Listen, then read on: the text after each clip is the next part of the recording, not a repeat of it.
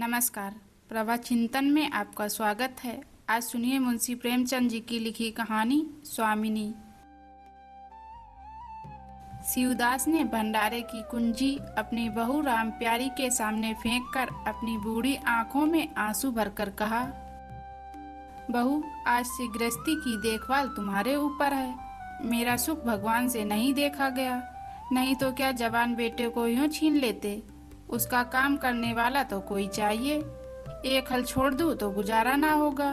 मेरे ही कुकर्म से भगवान का यह कोप आया है और मैं ही अपने माथे पर उसे लूंगा। बिरजू का हल अब मैं ही संभालूंगा। अब घर की देख रेख करने वाला, धरने उठाने वाला तुम्हारे सिवा दूसरा कौन है। रो मत बेटा, भगवान की जो इच्छा थी वह हुआ और जो इच्छा होगी वह होगा। हमारा तुम्हारा क्या बस है। मेरे जीते जी तुम्हें कोई टेढ़ी आंख से देख भी ना सकेगा। तुम किसी बात का सोच मत किया करो। बिरजू गया तो अभी मैं तो बैठा हुआ हूँ। राम प्यारी और राम दुलारी दो सगी बहनें थीं। दोनों का विवाह मथुरा और बिरजू दो सगे भाइयों से हुआ। दोनों बहनें नैयर की तरह ससुराल में भी बड़े प्रेम और आनंद से रहने लगीं। शिवदास को पेंशन मिली। दिन भर द्वार पर गपशप करते, भरा पूरा परिवार देखकर प्रसन्न होते और अधिकतर धर्म चर्चा में लगे रहते थे।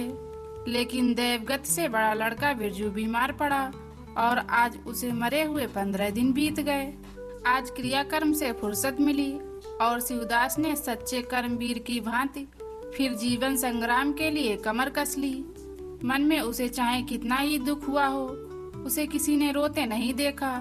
आज अपनी बहू को देखकर एक क्षण के लिए उसकी आंखें सजल हो गईं, लेकिन उसने मन को संभाला और रुद्ध कंठ से उसे दिलासा देने लगा। कदाचित उसने सोचा था घर की स्वामिनी बनकर विधवा के आंसू पुछ जाएंगे।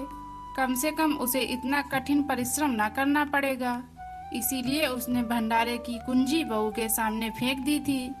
वैधव्य की व्यथा को स्वामित्व के गर्भ से दबा देना चाहता था। राम प्यारी ने पुलकित कंठ से कहा, यह कैसे हो सकता है दादा कि तुम मेहनत मजूरी करो और मैं मालकिन बनकर बैठूं। काम धंधे में लगी रहूंगी तो मन बहला रहेगा। बैठे बैठे तो रोने के सिवा और कुछ ना होगा। शिवदास ने समझाया, बेटा, दैवगत में तो किसी का बस नहीं। रोने धोने से हलकानी के सिवा और क्या हाथ आएगा। घर में भी तो 20 काम है। कोई साधु संत आ जाए, कोई पहुना ही आ पहुँचे तो उसके सेवा सत्कार के लिए किसी को घर पर रहना ही पड़ेगा। बहू ने बहुत से हीले किए पर शिवदास ने एक ना सुनी थी। शिवदास के बाहर चले जाने पर राम प्यारी ने कुंजी उठाई तो उसे मन में अपूर्व गौरव और उत्तरदायित्व का अनुभव हुआ। जरा देर के लिए पति वियोग का दुख उसे भूल गया। उसकी छोटी बहन और देवर दोनों काम से गए हुए थे। शिवदास बाहर गया था। घर बिल्कुल खाली था। इस वक्त वह निश्चिंत होकर भंडारे को खोल सकती है। उसमें क्या क्या सामान है, क्या क्या विभूति है, यह देखने के लिए उसका मन ललायत हो उठा। इस घर में वह कभी ना गई थी। जब कभी किसी को कुछ देना या किसी से कुछ लेना होता था तभी शिवदास आकर इस कोठरी को खोला करता था। फिर उसे बंद कर वह ताली अपनी कमर में रख लेता था। राम प्यारी कभी कभी द्वार की दरारों से भीतर झांकती थी पर अंधेरे में कुछ दिखाई ना देता। सारे घर के लिए वह कोठरी तिलिस्म या रहस्य था जिसके विषय में भांति भांति की कल्पनाएं होती रहती थी। आज राम प्यारी को वह रहस्य खोलकर देखने का अवसर मिल गया। उसने बाहर का द्वार बंद कर दिया कि कोई उसे भंडार खोलते देख ना ले, नहीं तो सोचेगा बेजरूरत उसने क्यों खोला। तब आकर कांपते हुए हाथों से ताला खोला। उसकी छाती धड़क रही थी कि कोई द्वार ना खटखटाने लगे। अंदर पांव रखा तो उसे कुछ उसी प्रकार का, लेकिन उससे कहीं तीव्र आनंद हुआ जो उसे अपने गहने कपड़े की पिटारी खोलने में होता था। मटकों में गुड़, शक्कर, जौ आदि चीजें रखी हुई थीं। एक किनारे बड़े बड़े बर्तन धरे थे जो शादी ब्याह के अवसर पर निकाले जाते थे या मांगने पर दिए जाते थे।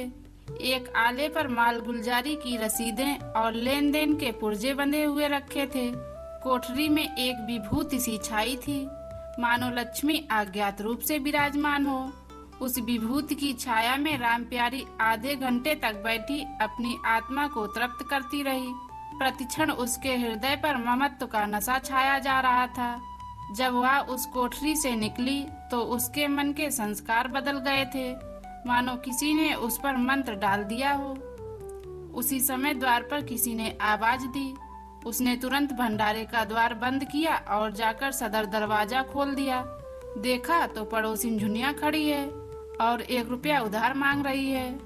राम प्यारी ने रुखाई से कहा, अभी तो 1 पैसा घर में है नहीं जीजी, क्रियाकर्म में सब खर्च हो गया।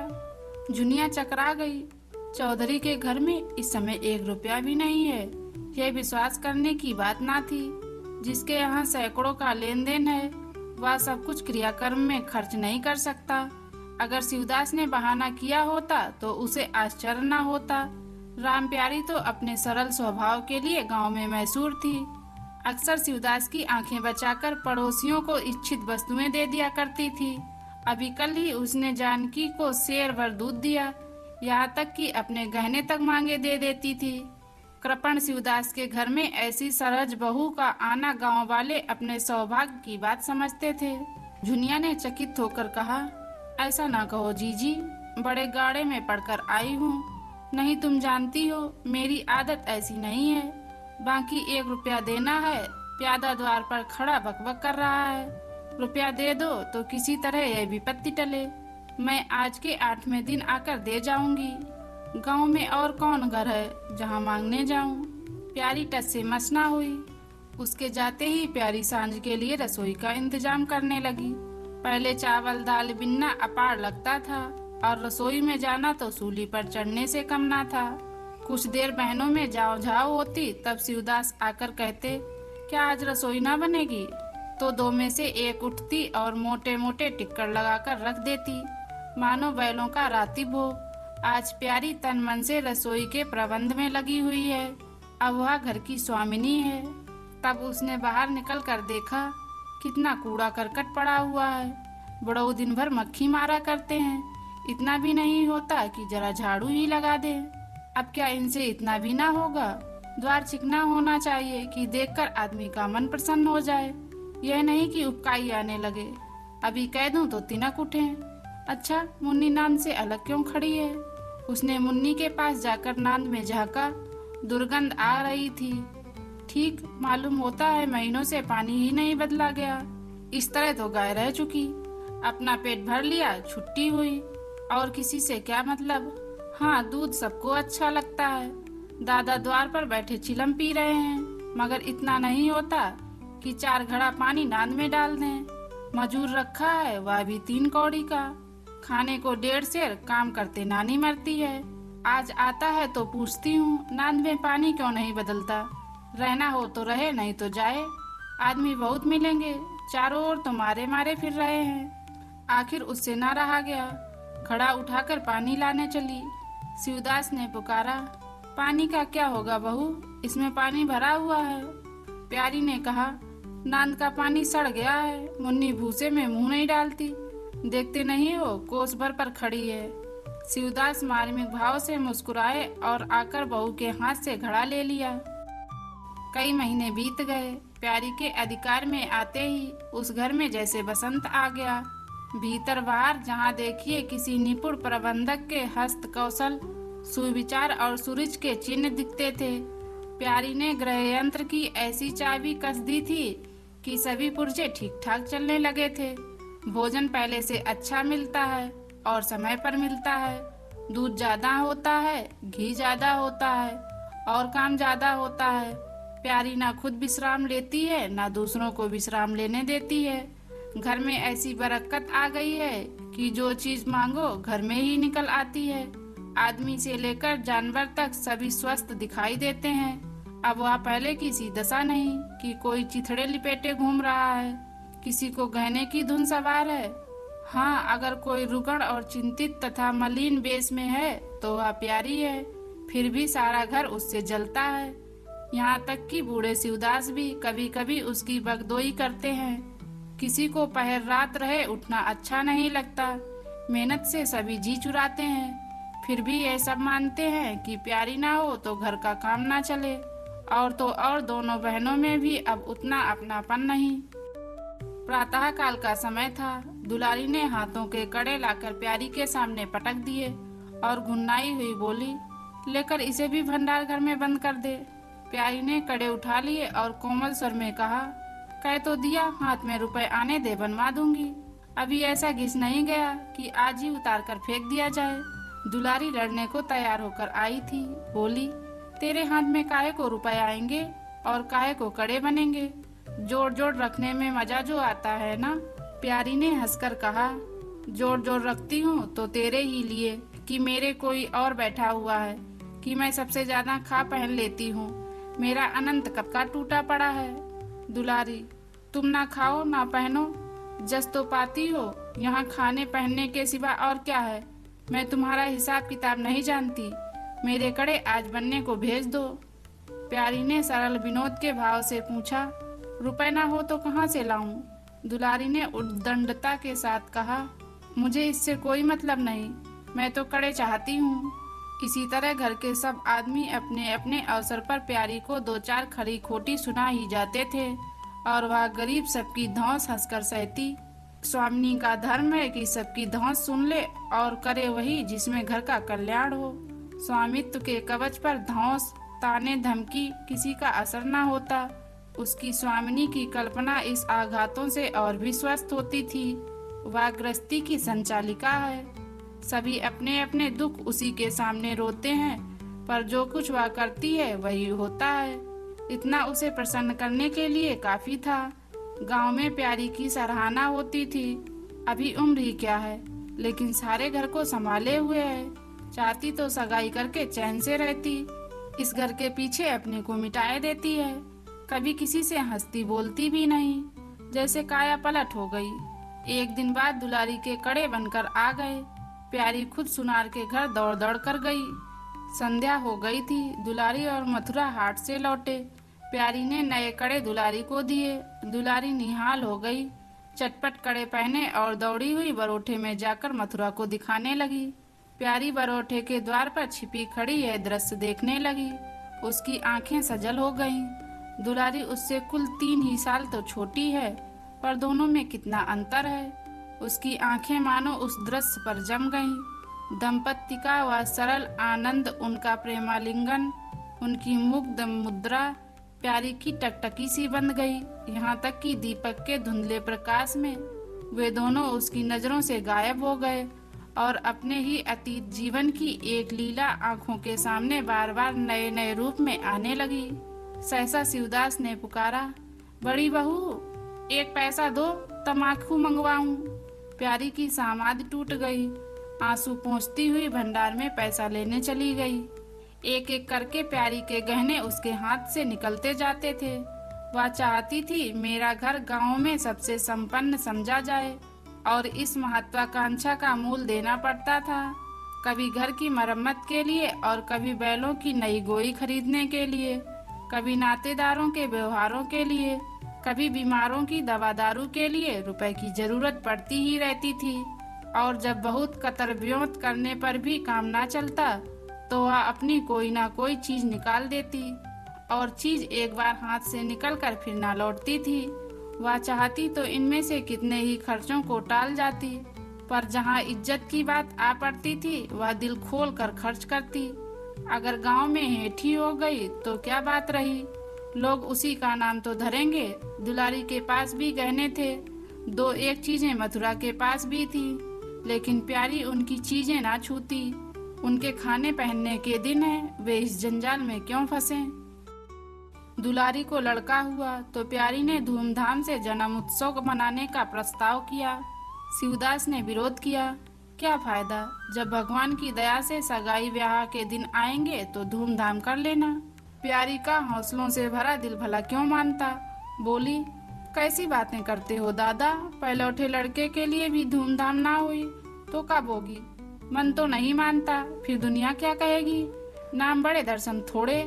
मैं तुमसे कुछ नहीं मांगती, अपना सारा सरंजाम कर लूंगी, गहनों के माथे जाएगी और क्या। शिवदास ने चिंतित होकर कहा, इस तरह एक धागा भी ना बचेगा। कितना समझाया, बेटा भाई भौजाई किसी के नहीं होते, अपने पास दो चीजें रहेंगी तो सब मुंह जोहेंगे, नहीं तो कोई सीधे बात भी ना करेगा।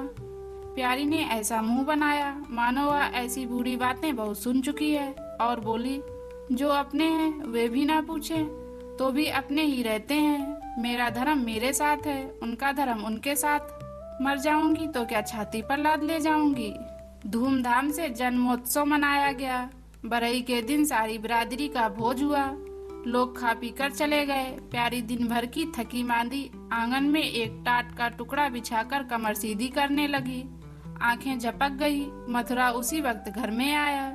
नवजात पुत्र को देखने के लिए उसका चित्त व्याकुल हो रहा था। दुलारी सौरगृह से निकल चुकी थी। गर्भावस्था में उसकी देह क्षीण हो गई थी, मुंह भी उतर गया था, पर आज स्वस्थता की लालिमा मुख पर छाई हुई थी। सौर के संयम और पौष्टिक भोजन ने देह को चिकना कर दिया था।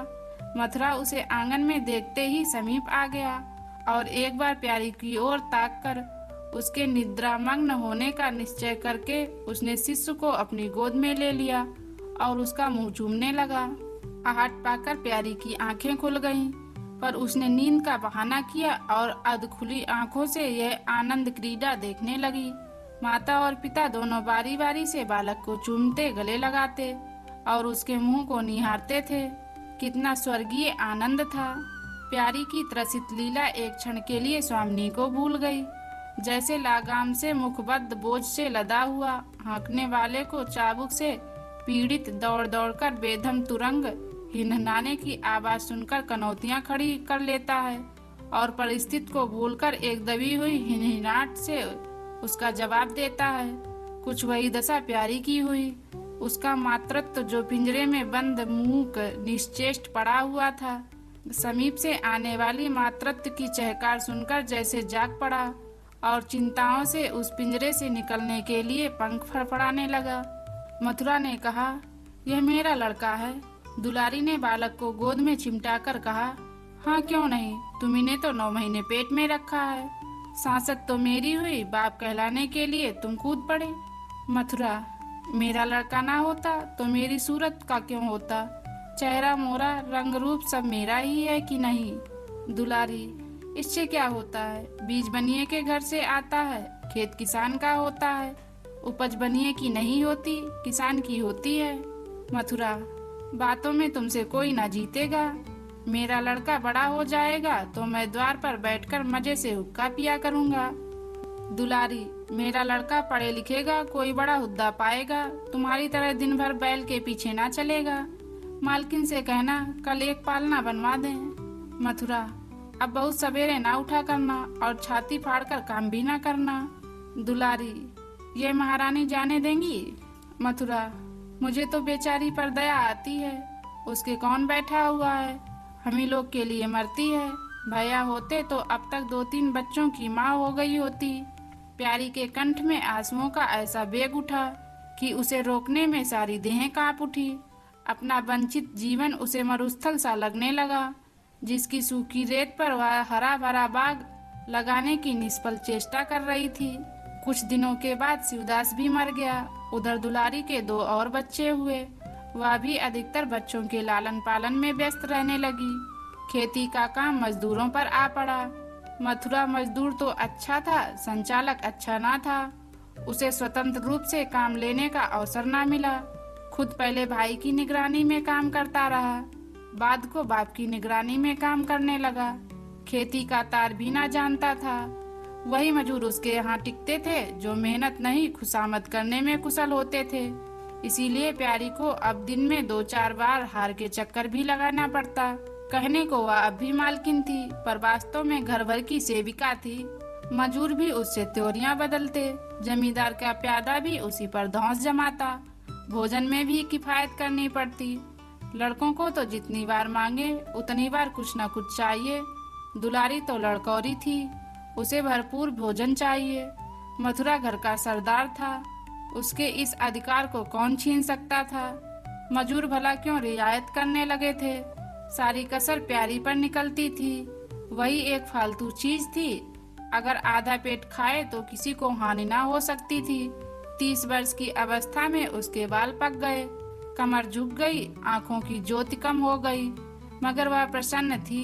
स्वामित्व का गौरव इन सारे जख्मों पर मरहम का काम करता था। एक दिन मथुरा ने कहा, भाभी अब तो कहीं परदेश जाने का जी होता है।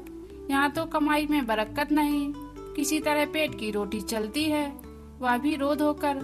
कई आदमी पूरब से आए हैं, वे कहते हैं वहाँ 2-3 रुपए रोज की मजदूरी हो जाती है। 4-5 साल भी रह गया तो माला माल हो जाऊंगा। अब आगे लड़के बालक हुए, इनके लिए तो कुछ करना ही चाहिए।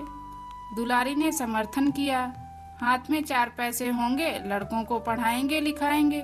हमारी तो किसी तरह कट गई, लड़कों को आदमी तो बनाना है। प्यारी यह प्रस्ताव सुनकर अबाक रह गई, उनका मुंह ताकने लगी।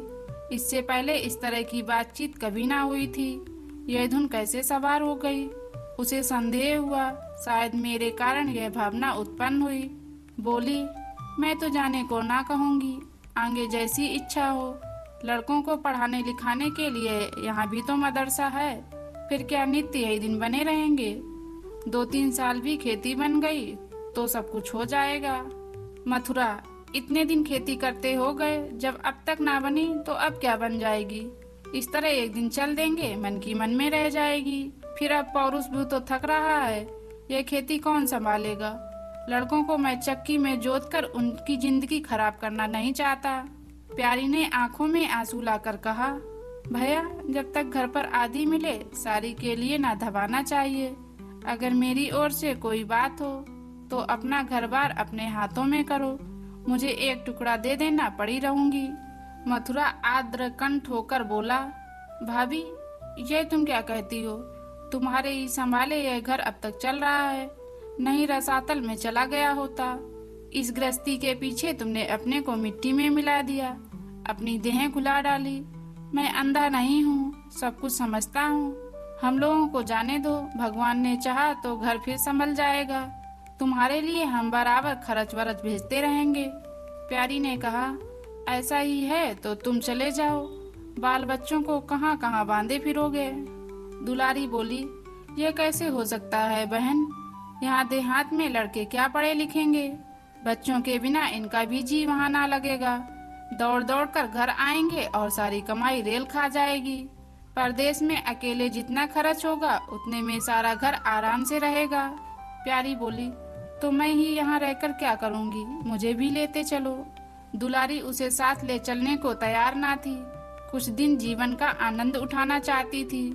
अगर परदेश में भी यह बंधन रहा तो उसके जाने से ही क्या फायदा? बोली, बहन तुम चलती तो क्या बात थी, लेकिन फिर यहाँ का कारोबार तो चौपट हो जाएगा। तुम तो कुछ ना कुछ देखभाल करती ही रहोगी। प्रस्थान की तिथि के एक दिन पहले ही राम प्यारी ने रात भर जागकर हलवा और पूरियां पकाई। जब से इस घर में आई कभी एक दिन के लिए अकेले रहने का अवसर नहीं पाया। दोनों बहनें सदा साथ रहीं। आज उस भयंकर अवसर को सामने आते देखकर प्यारी का दिल बैठा जाता था। वह देखती थी मथुरा प्रसन्न है, बाल वृंद यात्रा के आनंद में खाना पीना तक भूले हुए हैं, और उसके जी में आता वह भी इसी भांति निर्द्वंद रहे, मोह और ममता को पैरों से कुचल डाले। किंतु वह ममता जिन ख्याल को खा खा कर पली थी, उसे अपने सामने से हटाए जाते देख क्षुब्ध होने से न रुकती थी। दुलारी तो इस तरह निश्चिंत होकर बैठी थी मानो कोई मेला देखने जा रही है। नई नई चीजों को देखने, नई दुनिया में विचरण की उत्सुकता ने उसे क्रिया शून्य कर दिया था। प्यारी के सिर सारे प्रबंध का भार था। धोबी के घर से सब कपड़े आए हैं या नहीं, कौन कौन से बर्तन साथ जाएंगे, सफर खर्च के लिए कितने रुपए की जरूरत होगी। एक बच्चे को खांसी आ रही थी, दूसरे को कई दिन से दस्त आ रहे थे। उन दोनों की औषधियों को पीसना कूटना आदि सैकड़ों ही काम में व्यस्त किए हुए थे। लड़कोरी ना होकर भी वह बच्चों के लालन पोषण में दुलारी से कुशल थी। देखो, बच्चों को बहुत मारना पीटना मत, मारने से बच्चे जिद्दी या बेहया हो जाते हैं। बच्चों के साथ आदमी को भी बच्चा बनना पड़ता है। जो तुम चाहो कि हम आराम से पड़े रहें और बच्चे चुपचाप बैठे रहें, हाथ पैर ना हिलाएं, तो यह नहीं हो सकता। बच्चे तो स्वभाव के चंचल होते हैं, उन्हें किसी न किसी काम में फंसाए रखो। धेले का खिलौना 1000 घुड़कियों से बढ़कर होता है। दुलारी इन उपदेशों को इस तरह बेमन होकर सुनती थी मानो कोई सनकर बक रहा हो। विदाई का दिन प्यारी के लिए परीक्षा का दिन था। उसके जी में आता था कहीं चली जाए जिसमें वह दृश्य न देखना पड़े। हाँ, घड़ी भर में यह घर सूना हो जाएगा। वह दिन भर घर में अकेली पड़ी रहेगी, किससे हंसेगी बोलेगी, यह सोचकर उसका हृदय कांप जाता था। ज्यों-ज्यों समय निकट आता था उसकी वृत्तियां शिथिल होती जाती थीं। वह कोई काम करते करते जैसे खो जाती और अल्पक नेत्रों से किसी वस्तु को ताकने लगती। कभी अवसर पाकर एकांत में जाकर थोड़ा सा रो आती थी। मन को समझा रही थी, यह लोग अपने होते तो क्या इस तरह चले जाते। यह तो मानने का नाता है, किसी पर कोई जबरदस्ती है। दूसरों के लिए कितना ही मरो तो भी अपने नहीं होते। पानी तेल में कितना ही मिले फिर भी अलग ही रहेगा। बच्चे नए नए कुर्ते पहने नवाब बने घूम रहे थे। प्यारी उन्हें प्यार करने के लिए गोद लेना चाहती तो रोने का सा मुंह बनाकर छुड़ाकर भाग जाते। वह क्या जानती थी कि ऐसे अवसर पर बहुधा अपने बच्चे भी निष्ठुर हो जाते हैं। 10 बजते बजते द्वार पर बैलगाड़ी आ गई। लड़के पहले ही उस पर जाकर बैठे। गांव के कितने स्त्री पुरुष मिलने आए। प्यारी को इस समय उनका आना बुरा लग रहा था। वह दुलारी से थोड़ी देर एकांत गले मिलकर रोना चाहती थी। मथुरा से हाथ जोड़कर कहना चाहती थी, मेरी खोज खबर लेते रहना, तुम्हारे सिवा मेरा संसार में कौन है। लेकिन इस भड़क्कम में उसको इन बातों का मौका ना मिला। मथुरा और दुलारी दोनों गाड़ी में जा बैठे और प्यारी द्वार पर खड़ी रोती रह गई। वह इतनी बेहवल थी कि गांव के बाहर तक पहुंचाने की भी उसे सुध ना रही। कई दिन तक प्यारी मूर्छित सी पड़ी रही। ना घर से निकली, ना चूल्हा जलाया, ना हाथ मुंह धोया। उसका हलवाहा जोखू बार बार आकर कहता, मालकिन उठो, मुंह हाथ धो, कुछ खाओ पियो, कब तक इस तरह पड़ी रहोगी। इस तरह की तसल्ली गांव की और स्त्रियां भी देती थी, पर उनकी तसल्ली में एक प्रकार की ईर्ष्या का भाव छुपा हुआ जान पड़ता था। जोखू के स्वर में सच्ची सहानुभूति झलकती थी। जोखू कामचोर, बातूनी और नशेबाज था। प्यारी उसे बराबर डांटती रहती थी। 2-1 बार उसे निकाल भी चुकी थी, पर मथुरा के आग्रह से फिर रख लिया था। आज भी जोखू की सहानुभूति भरी बातें सुनकर प्यारी झुंझलाती, यह काम करने क्यों नहीं जाता, यहाँ मेरे पीछे क्यों पड़ा हुआ है। मगर उसे झिड़क देने को जीना चाहता था। उसे उस समय सहानुभूति की भूख थी। फल कांटेदार वृक्ष से भी मिले तो क्या उन्हें छोड़ दिया जाता है। धीरे धीरे क्षोभ का बेग कम हुआ, जीवन के व्यापार होने लगे। अब खेती का सारा भार प्यारी पर था। लोगों ने सलाह दी, एक हल तोड़ दो और खेतों को उठा दो, पर प्यारी का गर्व यों ढोल बजाकर अपनी पराजय स्वीकार करना ना था। सारे काम पूर्ववत चलने लगे। उधर मथुरा के चिट्ठी पत्री न भेजने से उसके अभिमान को और भी उत्तेजना मिली। वह समझता है मैं उसके आसरे बैठी हूँ, उसके चिट्ठी भेजने से मुझे कोई निधि न मिल जाती। उसे अगर मेरी चिंता नहीं है तो मैं कब तक उसकी परवाह करती रहूं। घर में तो अब विशेष काम नहीं रहा। प्यारी सारे दिन खेती बोरी के कामों में लगी रहती। खरबूजे बोए थे, वह खूब फले और खूब बिके। पहले सारा दूध घर खर्च में हो जाता था, अब बिकने लगा। प्यारी की मनोवृत्तियों में भी एक विचित्र परिवर्तन आ गया। वह अब साफ कपड़े पहनती, मांग चोटी की ओर से भी उतनी उदासीन न होती। आभूषणों में भी रुचि हुई। रुपए हाथ में आते ही उसने अपने गिरवी गहने छुड़ाए और भोजन भी संयम से करने लगी। सागर पहले खेतों को सींचकर खुद खाली हो जाता था, अब निकास की नालियां बंद हो गई थी। सागर में पानी जमा होने लगा और उसमें हल्की हल्की लहरें भी थीं। खिले हुए कमल भी थे। एक दिन जोखू हार से लौटा तो अंधेरा हो गया था। प्यारी ने पूछा, अब तक वहाँ क्या करता रहा। जोखू ने कहा, 4 क्यारियां बच रही थीं, मैंने सोचा 10 मोट और खींच दूं, कल का झंझट कौन रखे। जोखू अब कुछ दिनों से काम में मन लगाने लगा था। जब तक मालिक उसके सिर पर सवार रहते थे वह हीले बहाने करता था। अब सब कुछ उसके हाथ में था। प्यारी सारे दिन हार में थोड़े ही रह सकती थी, इसलिए अब जिम्मेदारी उसके पर आ गई थी। प्यारी ने लोटे का पानी रखते हुए कहा, अच्छा हाथ मुंह धो डालो, आदमी जान रखकर काम करता है, हाय हाय करने से कुछ नहीं होता। खेत आज ना होते तो कल हो जाते, क्या जल्दी थी। जोखू ने समझा प्यारी बिगड़ रही है। उसने तो अपनी समझ में कारगुजारी की थी और समझा था तारीफ होगी। यहाँ आलोचना हुई। चिढ़कर बोला, मालकिन दाएं बाएं दोनों ओर चलती हो, जो बात नहीं समझती हो उसमें क्यों कूद पड़ती हो। कल के लिए तो उचवा के खेत पड़े सूख रहे हैं। आज बड़ी मुश्किल से कुआं खाली हुआ था। सवेरे मैं पहुंचता तो वहां और कोई आकर ना छींक लेता, फिर अठवारे तक राह देखनी पड़ती, तब तक तो सारी ऊँग विदा हो जाती। प्यारी उसकी सरलता पर हंसकर बोली, अरे मैं तुझे कुछ थोड़ी कह रही हूँ पागल। मैं तो कहती हूँ कि जान रखकर काम कर, कहीं बीमार पड़ गया तो लेने के देने पड़ जाएंगे। जोखू, कौन बीमार पड़ जाएगा? मैं 20 साल में कभी सिर तक तो नहीं दुखा, आगे की नहीं जानता, कहो रात भर काम करता रहूं। प्यारी, मैं क्या जानूं, तुम ही अंतरे दिन बैठे रहते थे और पूछा जाता था तो कहते थे जुआर आ गया था, पेट में दर्द था।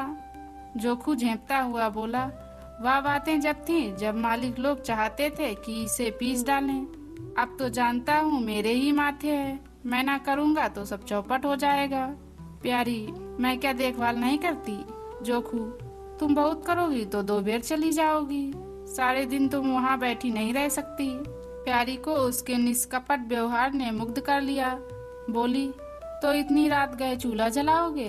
कोई सगाई क्यों नहीं कर लेते? जोखू ने मुंह धोते हुए कहा, तुम भी खूब कहती हो मालकिन, अपने पेट भर को तो होता नहीं, सगाई कर लूं? 1.25 सेर खाता हूँ, 1 जून पूरा 1.25 सेर, 2 जून के लिए 2 सेर चाहिए। प्यारी, अच्छा आज मेरी रसोई में खाओ, देखूं कितना खाते हो। जोखू ने पुलकित होकर कहा, नहीं मालकिन, तुम बनाते बनाते थक जाओगी। हाँ, आध सेर के 2 रोटा बनाकर खिला दो तो खा लूं। मैं तो यही करता हूँ, बस आटा सान कर 2 लिट बनाता हूँ और उपले पर सेंक लेता हूँ। कभी मट्ठे से, कभी नमक से, कभी प्याज से खा लेता हूँ और आकर पड़ रहता हूँ। प्यारी, मैं आज तुम्हें फुलके खिलाऊंगी। जोखू, तब तो सारी रात खाते ही बीत जाएगी। प्यारी, बको मत, चटपट जाकर बैठ जाओ। जोखू, जरा बैलों को सानी पानी देता हूँ फिर बैठूं। जोखू और प्यारी में ठनी हुई थी। प्यारी ने कहा, मैं कहती हूँ धान रोपने की कोई जरूरत नहीं, झड़ लग जाए तो खेत डूब जाए, बरखा बंद हो जाए तो खेत सूख जाए। जुआर, बाजरा, सन, अरहर सब तो हैं, धान ना सही।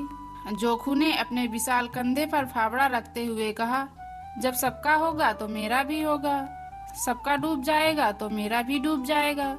मैं यूँ किसी से पीछे रहूं? बाबा के जमाने में 5 बीघा से कम नहीं रोपा जाता था, बिरजू भैया ने उसमें 1-2 बीघे और बढ़ा दिए। मथुरा ने भी थोड़ा बहुत हर साल रोपा, तो मैं सबसे गया बीता हूँ। मैं 5 बीघे से कम ना लगाऊंगा। तब घर में 2 जवान काम करने वाले थे, मैं अकेला उन दोनों के बराबर खाता हूँ, दोनों के बराबर काम क्यों ना करूँगा?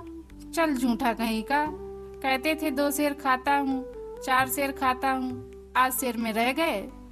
एक दिन तौलो तब मालूम हो, तौला है बड़े खाने वाले। मैं कह देती हूँ धान ना रोपो, मजदूर ना मिलेंगे, अकेले हलकान होना पड़ेगा। तुम्हारी बला से मैं ये हलकान हूँगा ना, यह देह किस दिन काम आएगी।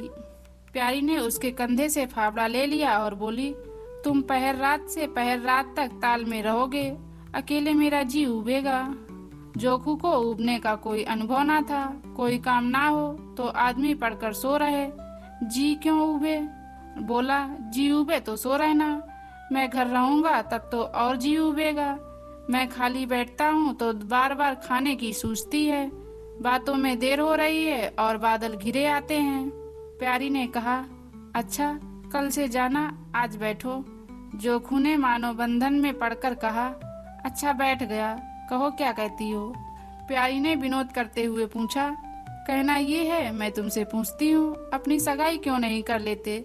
अकेले मरते हो तब 1 से 2 हो जाओगे।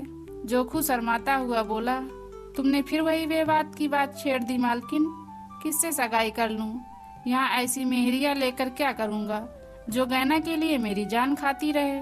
प्यारी, यह तो तुमने बड़ी कड़ी शर्त लगाई, ऐसी औरत कहाँ मिलेगी जो गहना भी ना चाहे। जोखू, ये मैं थोड़े ही कहता हूँ कि वह गहने ना चाहे, हाँ मेरी जान ना खाए, तुमने भी तो कभी गहने के लिए हट ना किया, बल्कि अपने सारे गहने दूसरों के ऊपर लगा दिए। प्यारी के कपोलों पर हल्का सा रंग आ गया। बोली, अच्छा और क्या चाहते हो? जोखू, मैं कहने लगूंगा तो बिगड़ जाओगी। प्यारी की आंखों में लज्जा की एक रेखा नजर आई। बोली, बिगड़ने की बात कहोगे तो जरूर बिगड़ूंगी। जोखू, तो मैं ना कहूंगा। प्यारी ने उसे पीछे की ओर ठेलते हुए कहा, कहोगे कैसे नहीं, मैं कहला के छोड़ूंगी। जोखू, मैं चाहता हूँ कि वह तुम्हारी तरह हो, ऐसी गंभीर हो, ऐसी ही बातचीत में चतुर हो, ऐसा ही अच्छा पकाती हो, ऐसी ही किफायती हो, ऐसी ही हंसमुख हो। बस ऐसी औरत मिलेगी तो करूँगा, नहीं तो इसी तरह पड़ा रहूँगा। प्यारी का मुख लज्जा से आरक्त हो गया। उसने पीछे हटकर कहा, तुम बड़े नटखट हो, हंसी हंसी में सब कुछ कह गए। दोस्तों, अभी आप सुन रहे थे मुंशी प्रेमचंद जी की लिखी कहानी स्वामिनी। ये कहानी आपको कैसी लगी हमें कमेंट के माध्यम से बताइए और चैनल को सब्सक्राइब करना मत भूलिएगा।